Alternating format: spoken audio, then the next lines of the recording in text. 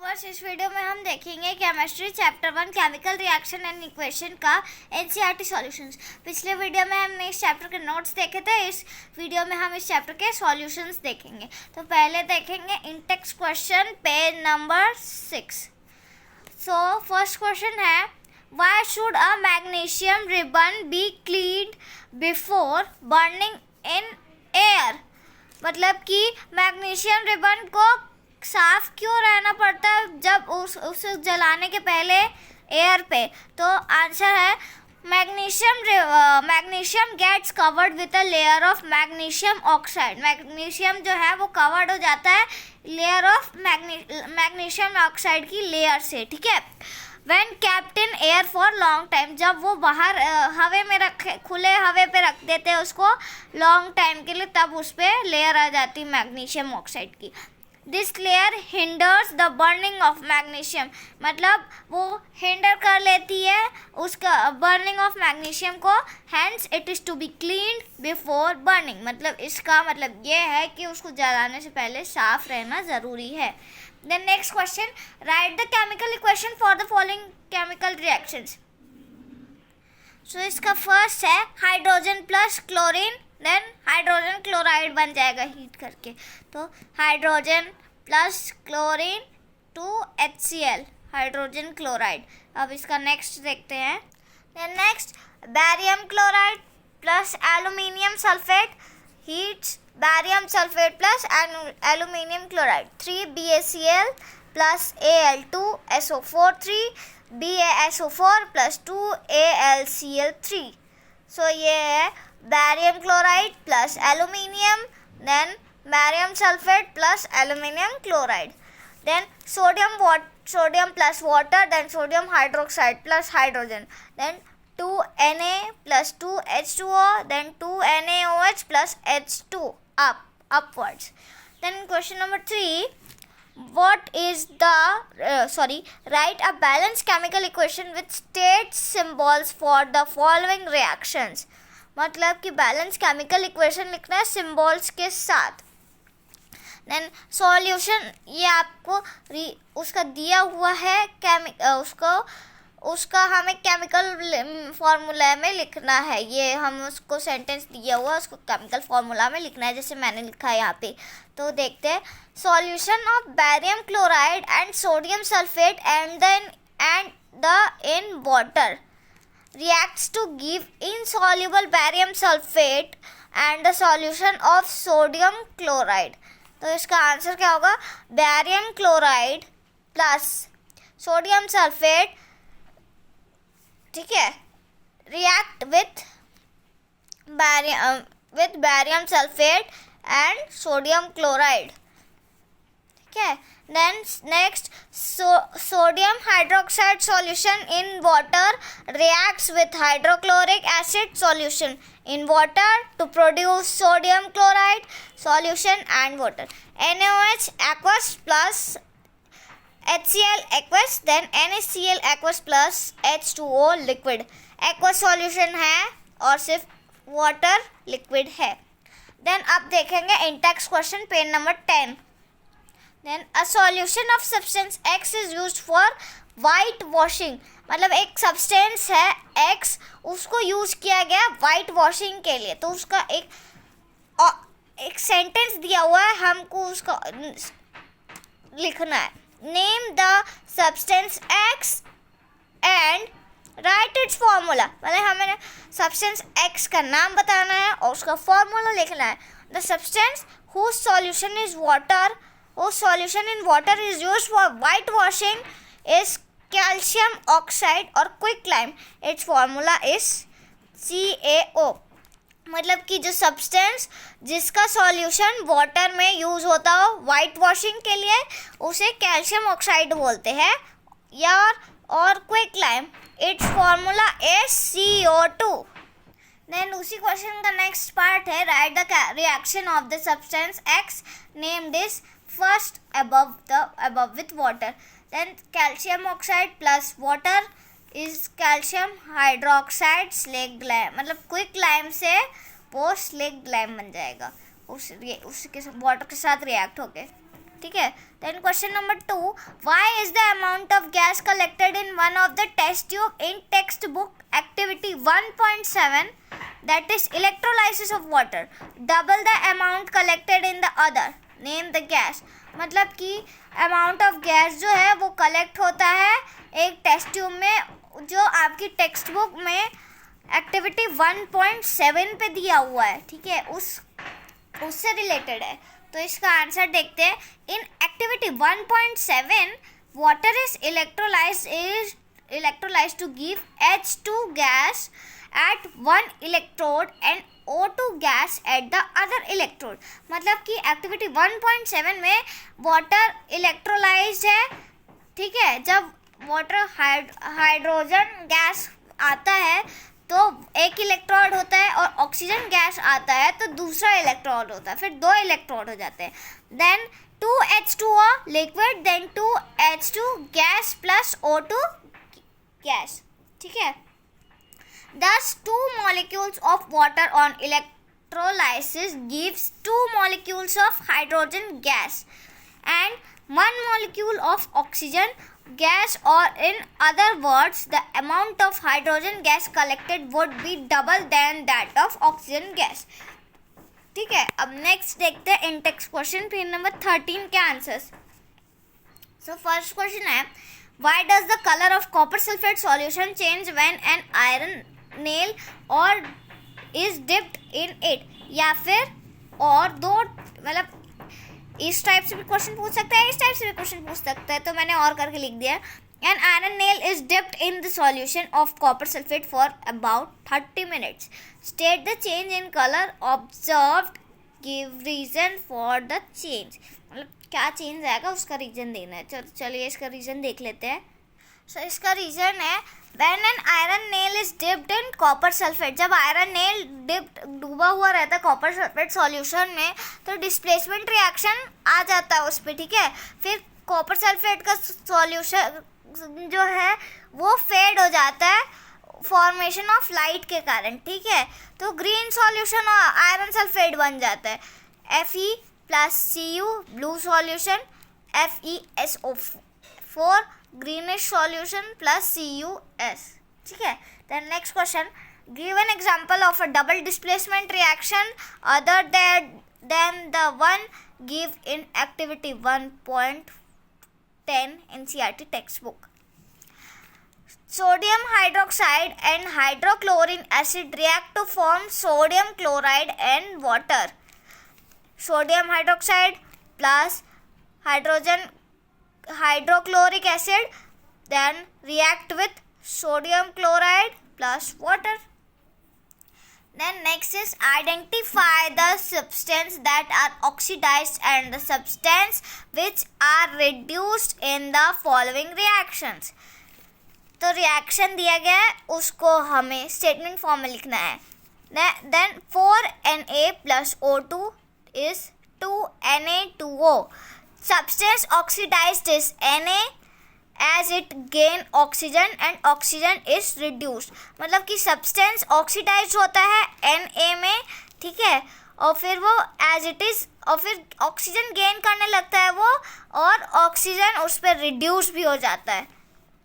वो गेन भी करता है, रिड्यूस भी करता है.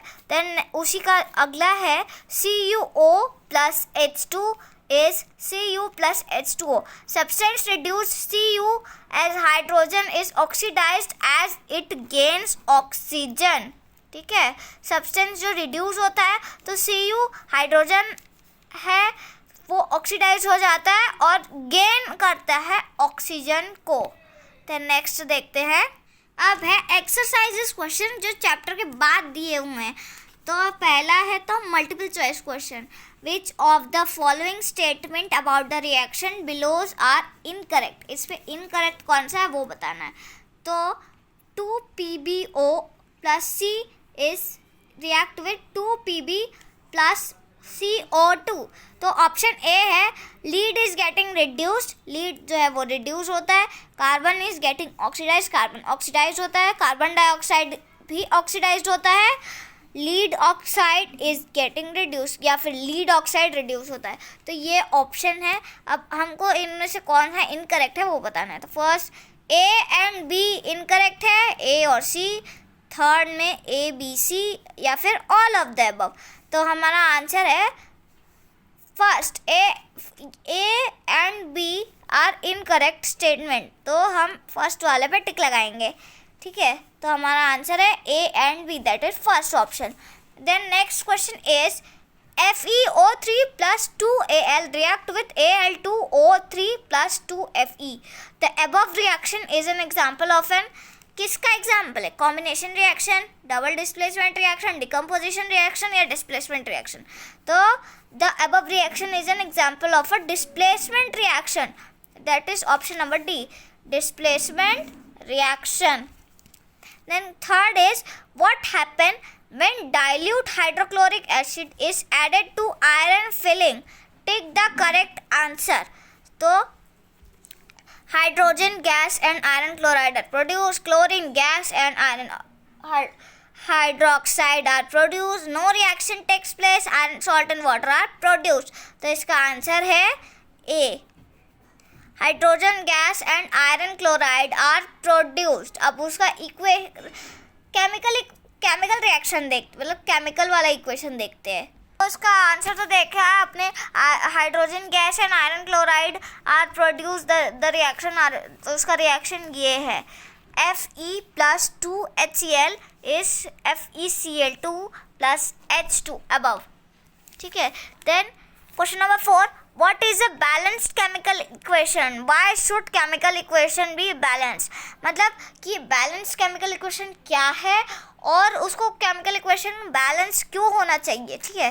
A reaction which has an equal number of atoms of all the elements on both the side of a chemical equation is called a balanced chemical equation।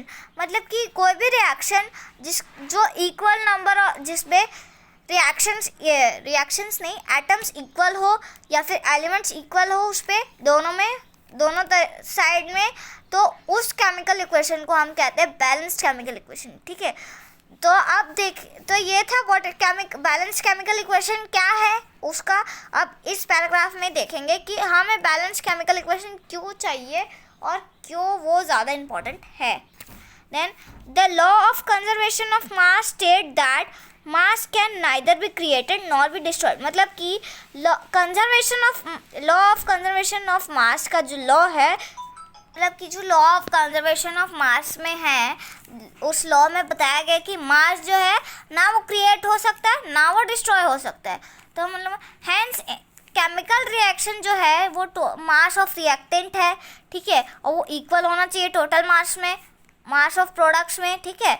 मतलब उसका मतलब है कि total number of atoms of each element should be equal on both the side. मतलब इसका मतलब है कि टोटल नंबर ऑफ एटम्स जो है या फिर एलिमेंट्स जो है वो इक्वल होना चाहिए दोनों साइड में केमिकल रिएक्शन के इक्वेशन के, ठीक है।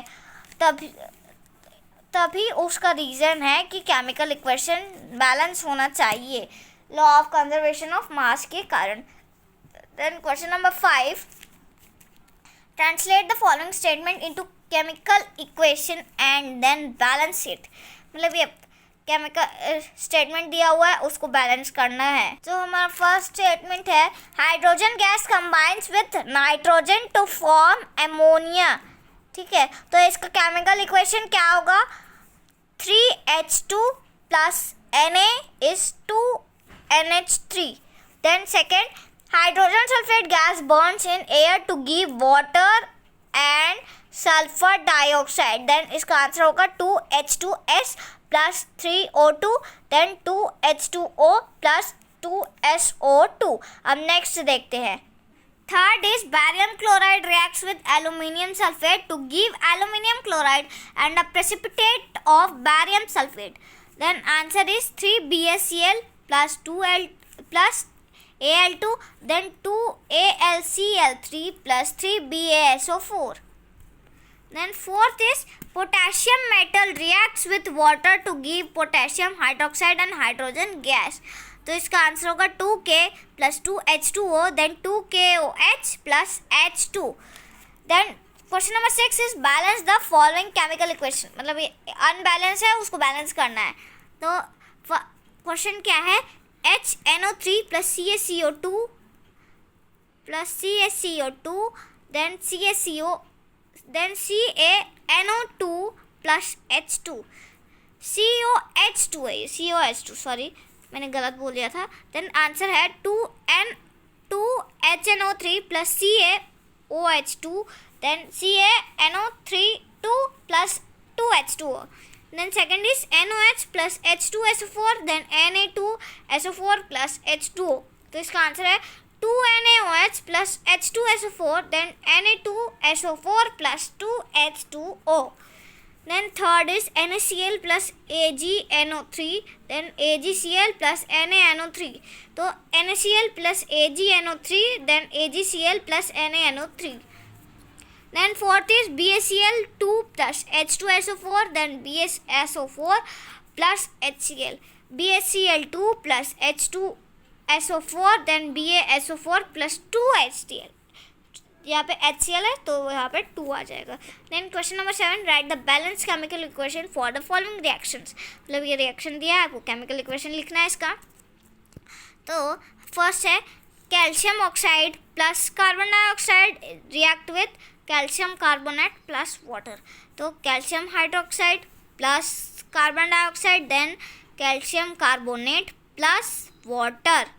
Then second zinc plus silver nitrate, zinc react with zinc nitrate plus silver, zinc plus 2AgNO3, then ZnNO3 2 plus Ag.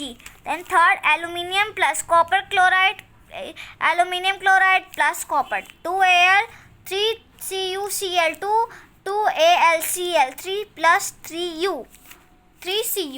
Then fourth is barium chloride plus potassium sulfate, then barium sulfate plus potassium chloride, BaCl2 plus K2SO4, then BaSO4 plus 2KCl. That question number 8, write the balanced chemical equation for the following and identify the types of reaction in each case.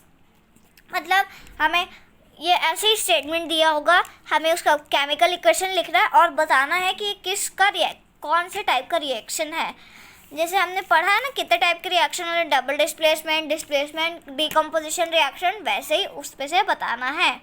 So first is potassium bromide plus barium iodide is potassium iodide plus barium bromide, 2 KBr plus Bal2, then 2 KL, then BaBr2.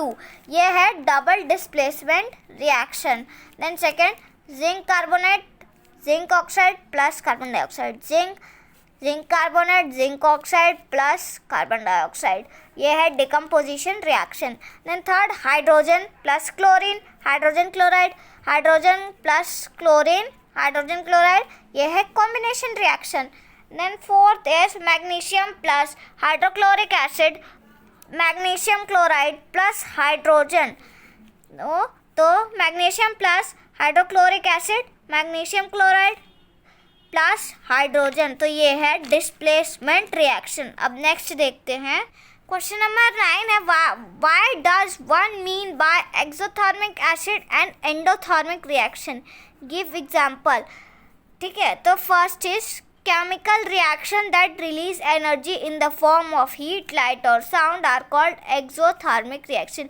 मतलब कि chemical reaction जो release करता है अपना energy किसके form में, heat या फिर light या फिर sound के form में, तो उसको exothermic reaction कहते हैं. Example, mixture of sodium and chlorine to yield table salt, Na plus half Cl is half Cl2, then NaCl plus 4 LL Kj plus Kj of energy. Then in other words combination reaction are exothermic. मतलब दूसरे शब्दों में देखें तो combination reaction को ही exothermic reaction बोलते हैं. Then reaction that absorb energy or require energy in order to proceed are called endothermic reaction. मतलब कि रिएक्शन जो ऑब्जर्व करता है एनर्जी या फिर रिक्वायर करता है एनर्जी जो प्रोसीड करे उसे हम कहते हैं endothermic reaction. Example in the process of photosynthesis, जब फोटोसिंथेसिस का प्रोसेस होता है प्लांट्स में, वो अपना एनर्जी यूज़ कर, जैसे एनर्जी कहाँ से लेता है, सन से, उसको कन्वर्ट करता है कार्बन डाइऑक्साइड में, और वाटर को कन्वर्ट करता है ग्लूकोज और ऑक्सीजन में, ठीक है। तो ये बहुत ही इम्पोर्टेंट फार्मूला है और ये आपके बोर्ड एग्जाम्स में पूछता ही है, और ये बायोलॉजी में तो बहुत इम्पोर्टेंट है, तो आप इसको अच्छे से लर्न करना, ये बहुत ही IMP है, ठीक है।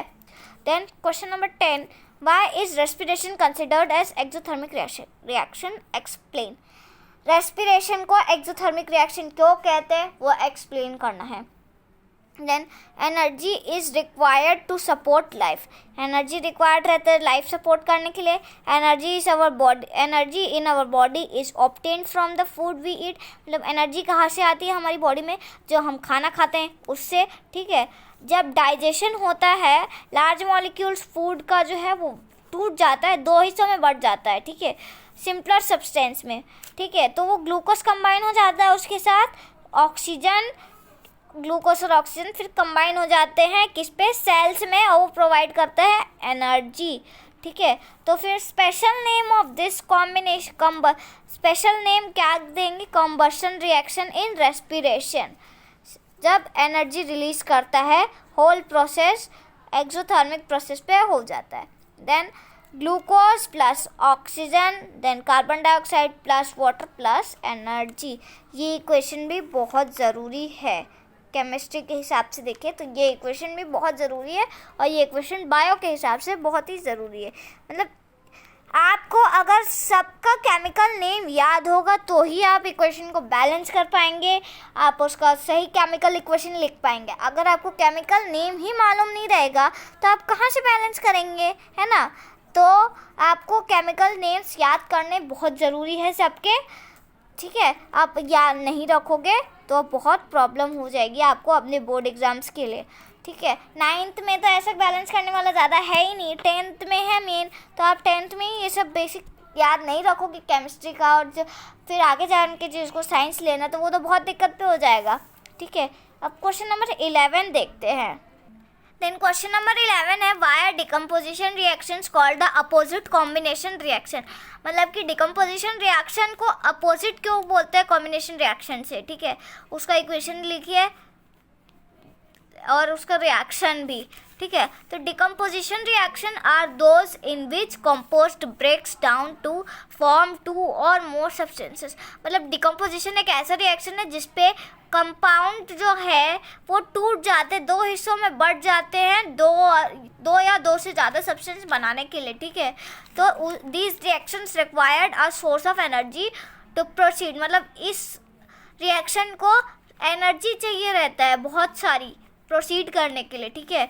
Thus they are the exact opposite of combination. मतलब वो एग्जैक्ट अपोजिट रहते हैं कॉम्बिनेशन रिएक्शन के, इन which 2 or more substances combine to give a new substance. मतलब कि जिसपे 2 या 2 से ज़्यादा सब्सटेंस कंबाइन हो जाते हैं एक नया सब्सटेंस फॉर्म करने के लिए, ठीक है। तो जब एनर्जी रिलीज होता है तभी। तो डिकम्पोजिशन का रिएक्शन का क्या है,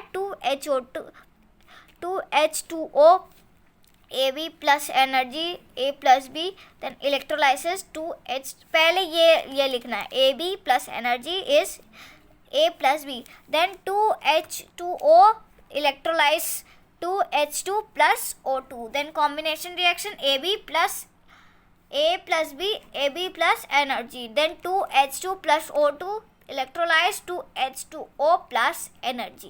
Then question number 12 है, write one equation each for decomposition reaction.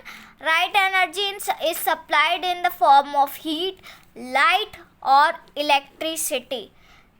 मतलब हमको एक ऐसा इक्वेशन बनाना है डिकम्पोजिशन रिएक्शन के लिए जहाँ पे एनर्जी सप्लाइड होती हो हीट के फॉर्म में, लाइट के फॉर्म में या फिर इलेक्ट्रिसिटी के फॉर्म में।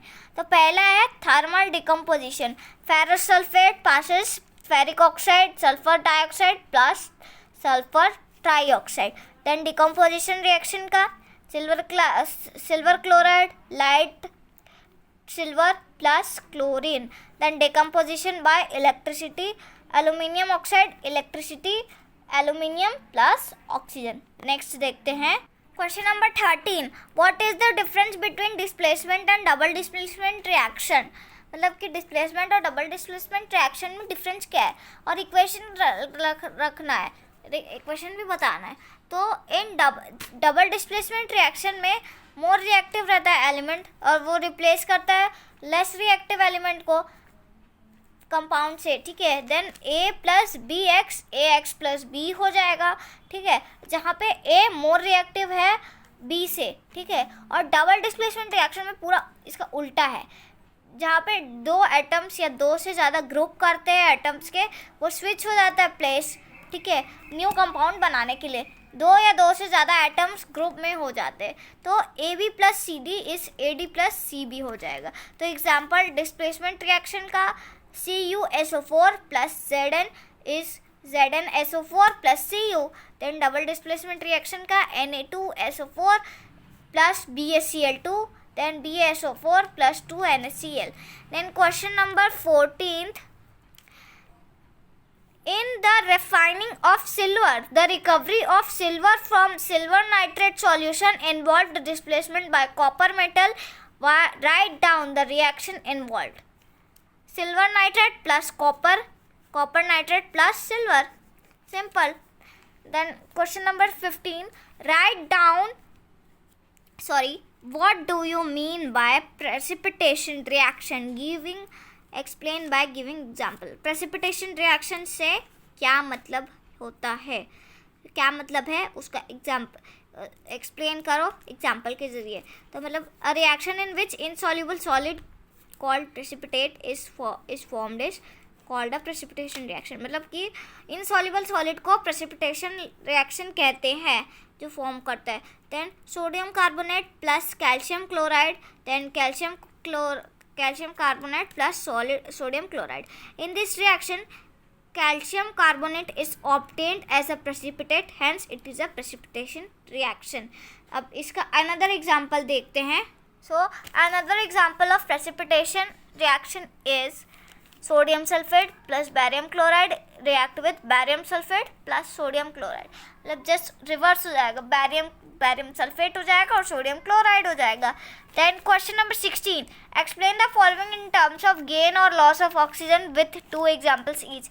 मतलब explain करना है ऑक्सीजन का गेन और लॉस का 2 एग्जाम्पल्स के। फर्स्ट ऑक्सीडेशन का दिया हुआ है, तो ऑक्सीडेशन क्या है, गेन ऑफ ऑक्सीजन है। तो carbon dioxide plus hydrogen, then CO carbon plus H2O, ये एडिशन हो रहा है ऑक्सीजन का, तो ये ऑक्सीडेशन है। Then 2Cu plus O2, then 2CuO, gain of oxygen हो रहा है, ये भी ऑक्सीडेशन है, सेकेंड एग्जाम्पल। तो इन equation 1 H2 is oxidized to H2O, and in equation 2 Cu is oxidized to CuO. Then next is reduction. Reduction is the loss of energy, loss of oxygen. Reduction से energy oxygen loss हो जाता है। Carbon dioxide plus hydrogen, carbon plus H2O, removed of oxygen, removal of oxygen, reduction. Then CuO plus H2, Cu plus H2O, loss of oxygen, reduction हो रहा है। In equation 1 CO2 is reduce to CO, and equation 2 CuO is reduce to Cu। Then next देखते हैं, next is question number 17, a shiny brown coloured element X on heating in air becomes black in colour. मतलब कि shiny brown colour का element है और वो element को नाम क्या दिया गया, X, ठीक है। अब वो उसको हीट करते हैं बाहर एयर में रख के, तो वो ब्लैक हो जाता है उसका कलर, ठीक है। वो एलिमेंट का नाम बताओ, X का नाम बताना है X का, और उस क्यों ब्लैक कलर कंपाउंड बन जाता है उसको बताना है। तो X इज कॉपर, X जो है कॉपर है और वो ब्लैक कलर कंपाउंड उस पर फॉर्म होता है कॉपर ऑक्साइड में, ठीक है। तो equation for oxygen involved on heating copper is given below. Shiny brown in colour रहता है कॉपर, ठीक है। देन उस पर ऑक्सीजन प्लस करेंगे तो वो हीट होके 2CuO बन जाएगा, मतलब ब्लैक हो जाएगा कलर पे। Then next question is why do we apply paint on iron articles. Iron articles पे पेंट क्यों अप्लाई करते हैं, oil paint. Then iron articles are painted because it prevents them for rusting. मतलब कि iron articles पे हम paint क्यों करते हैं, उसको रस्टिंग से बचाने के लिए, मतलब जंग लगने से बचाने के लिए, या फिर उसका रस्ट गलने से बचाने के लिए, ठीक है। जब पेंट करते हैं तो कांटेक्ट आयरन आर्टिकल्स का कांटेक्ट जो है वो मॉइस्चर हो जाता है और एयर उससे कट ऑफ नहीं कर पाता, ठीक है। तो रस्टिंग को प्रिवेंट करने के लिए इसेंशियल प्रेजेंस रहना चाहिए, essential for rusting to take place, इसलिए पेंट करना ज़रूरी है आयरन आर्टिकल्स पे, ठीक है। Then next question, oil and fat containing food items are flushed with nitrogen, why? Oil और फैट जो है वो कंटेन करता है फूड आइटम्स और वो फ्लश्ड रहता है नाइट्रोजन के साथ, क्यों? तो nitrogen is an inert gas and does not easily react with these substances, मतलब नाइट्रोजन इनर्ट गैस रहता है और वो मतलब ईजिली रिएक्ट नहीं करता ये सब सब्सटेंसेस के साथ, ठीक है। और दूसरी तरफ देखें, ऑक्सीजन रिएक्ट करता है फूड सब्सटेंस के साथ और वो रेंसिड बना देता है उन्हें रेंसिड बना देता है, ठीक है। Thus bags use in packing food items are flushed with nitrogen gas to remove oxygen, मतलब कि जो खाना पैक करने के लिए जो बॉक्सेस यूज़ करते हैं तो उसके पहले फ्लश करना पड़ता है नाइट्रोजन गैस के साथ ऑक्सीजन हटाने के लिए, ठीक है, पैकेट के अंदर, ठीक है। तो फिर जब ऑक्सीजन प्रेजेंट ही नहीं रहेगा पैकेट के अंदर तो रेंसिडिटी ऑफ ऑयल और फैट फूड आइटम्स से अवॉइड होंगे, तो ये नुकसान फिर नहीं करेगा हमारे खाने को। अब देखते हैं लास्ट क्वेश्चन इस चैप्टर का जो है क्वेश्चन नंबर 20। तो क्वेश्चन नंबर 20 में क्या है, explain the following terms with one example each. तो पहले है corrosion, then next is rancidity. Then corrosion का क्या है, corrosion is defined as a process where materials, usually metals, deteriorate as a result of chemical reaction with the moisture, chemicals, etc. Example, iron is the presence of moisture reacts with oxygen to form hydrated iron oxide, 2Fe plus 3O2 NHO2O, then 2FeO3, then NH2H2O hydrated iron oxide है। Hydrated iron oxide rust हो जाता है। Next is rancidity. तो the process of oxidation of fats and oil that can be easily noticed by the change in taste and smell is known as rancidity. Example, taste and smell of butter changes when kept for long time. Rancidity can be avoided by, इस चीज़ों से rancidity avoid हो सकती है, मतलब storing food in air tight container, मतलब air tight container में food को रखें, ठीक है। रेफ्रिजरेटर में खाना रखें, एंटीऑक्सीडेंट्स उस पर डालें, ठीक है। और इन्वायरमेंट ऑफ नाइट्रोजन में अगर खाना रखेंगे तो और ज़्यादा अच्छा होगा। तो आई होप आपको सबका सॉल्यूशन समझ आया होगा। कोई भी डाउट हो तो आप कमेंट बॉक्स में मुझे कमेंट करके पूछ सकते हैं, ठीक है। अब इस वीडियो में हमने देखा केमिस्ट्री के चैप्टर 1 के इनटेक्स्ट क्वेश्चंस, सॉरी इनटेक्स्ट नहीं, एनसीईआरटी सॉल्यूशंस। तो होप आपको समझ में आया होगा। अब अगले वीडियो तक के लिए थैंक यू।